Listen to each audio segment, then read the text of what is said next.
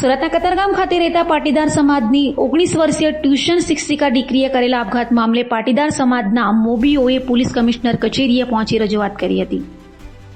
સુરતના કતારગામ ખાતે 19 વર્ષીય પાટીદાર શિક્ષિકા દીકરીની આત્મહત્યા મામલે સમાજમાં સતત રોષ ભભૂકી રહ્યો છે અને પાટીદાર સમાજના મોભી ન્યાયની માંગ સાથે પોલીસ કમિશનર કચેરી ખાતે પહોંચ્યા હતા, જેમાં મુકેશ પટેલ, લાલજી પટેલ, મથુર સવાણી, વેલજી સેટા, કેશુભાઈ કોટી, ધરમભાઈ લાથિયા, જીવરાજ ધારુકા સહિતના આગેવાનો પોલીસ કમિશનર કચેરીએ પહોંચ્યા હતા અને આવી ઘટના ફરી ન બને તેવી માંગ કરી હતી।